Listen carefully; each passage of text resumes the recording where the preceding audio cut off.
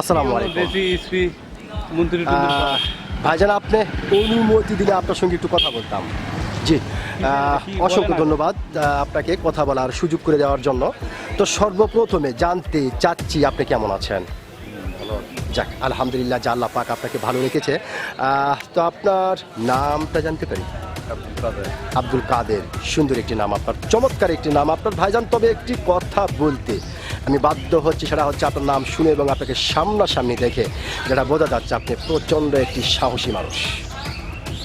সত্যি ভাইজান, আপনি যে প্রচণ্ড একটি সাহসী মানুষ সেটা কিন্তু আপনাকে দেখেই বোঝা যাচ্ছে। তো ভাইজান, যেহেতু আপনি একজন সচেতন নাগরিক এবং একজন সাহসী মানুষ, সেই ক্ষেত্রে এই বিষয়টি আপনার কাছ থেকে জানতে চাচ্ছি যে আমাদের বাংলাদেশের একটি রাজনৈতিক দল জামাত ইসলাম, তারা খুব তাড়াতাড়ি জনগণকে সঙ্গে করে নিয়ে রাজপথে নামার একটি হুঁশিয়ারি দিচ্ছে। তারা বলছে যে খুব তাড়াতাড়ি অথবা কাঙ্ক্ষিত সময়ের ভিতরে যদি জুলাই সনদ বাস্তবায়ন না করা হয়, তাহলে জনগণকে সঙ্গে করে নিয়ে জামাত এই আন্দোলনে ঝাঁপিয়ে পড়বে। তাদের এই বিষয়টিকে আপনি কীভাবে দেখছেন? যারা দেশকে বাংলাদেশের স্বাধীনতাই চায়নি, তাদের আবার দেশের হলো রাজনীতি করার অধিকার আছে?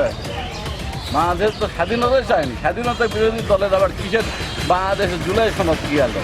আগে দেশ স্বাধীন ৭১, না হলো আপনার হলো জুলাই সনদ আগে।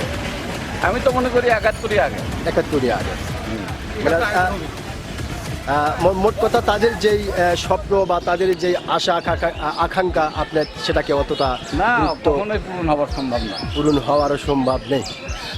ধন্যবাদ ভাইজান আপনাকে, আপনি যে সত্যি একজন সাহসী মানুষ, আপনি কিন্তু আপনার সাহসিকতার পরিচয় দিয়েছেন। আমি আশা করব আপনার এই কথাটি ও সাহসিকতাটি বাংলাদেশের অনেক মানুষের হৃদয়ে জায়গা করে দেবে। অসংখ্য ধন্যবাদ আপনাকে।